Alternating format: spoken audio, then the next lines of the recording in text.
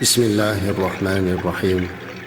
الحمد لله رب العالمين، والعاقبة للمتقين، والصلاة والسلام على رسولنا محمد وعلى آله وأصحابه أجمعين.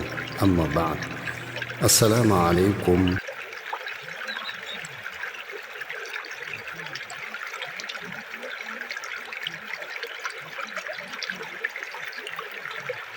Alloh haq subhanahu va taologa shukronalarimiz bo'lsinki, bizlarni mu'min, musulmon qilib yaratdi. Rasulimiz alayhissalatu vassalamdek zotga ummat qilib yaratdi. Siz bilan biz mana shunday zotga ummat bo'lganligimizdan faxrlanmoqligimiz, u zotga doimo salovat va salom aytib, muhabbatimizni ziyoda qilmoqligimiz kerak. Rasulimiz alayhissalatu vassalamning hayotlari haqida suhbat qilishlikka va'da bergan edik. U zotni hayotlarini o'rganmoq uchun talab qilinadigan eng birinchi narsa u zotga muhabbatdir. Qay darajada muhabbatimiz bor, har birimiz o'zimizni mulohaza qilaylik. Odatda inson nimani yaxshi ko'rsa shuni doim o'ylanib yuradi. Kimni sevsa doim hayolidan shu zotni o'tkazib yuradi.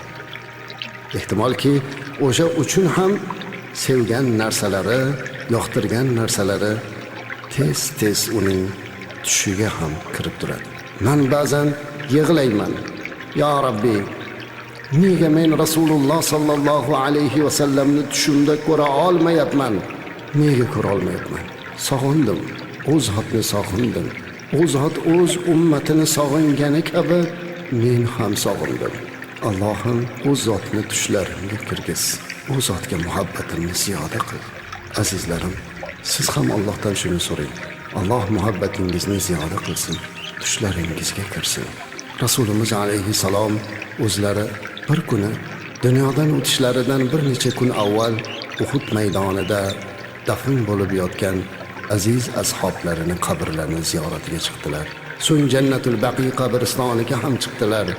Va mana shu joyda turib, men do'stlarimni sog'indim dedilar. Men do'stlarimni sog'indim deb yig'ladilar. Oldilarida turgan sahobalar, "Ya Rasululloh sallallohu alayhi va sallam, ota-onamiz sizga fido bo'lsin. Biz emasmi do'stlaringiz?" dedilar. Rasulimiz alayhissalom, "Yo'q, sizlar meni ashoblarimsiz. Unda do'stlaringiz kim?" dedilar.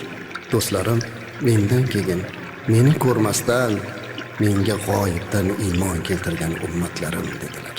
Bizni aytdilar. Biz Rasulimiz alayhissalomni ko'rmadik, lekin g'oyibdan iymon keltirdik. U zot esa bizni do'stlarim dedi va ko'zlariga yosh olib, "Men ularni sog'indim" dedilar. Ashoblar hayron qoldilar. "Ya Rasululloh sallallohu alayhi va sallam, o'zlari bizlarni ko'rib turadilar, suhbatlashadilar, taniydilar. Qiyomatda o'zlaridan keyin ko'rmasdan o'sha g'oyibdan iymon keltirgan siz do'stlarim degan ummatlaringizni ham taniysizmi?" dedilar.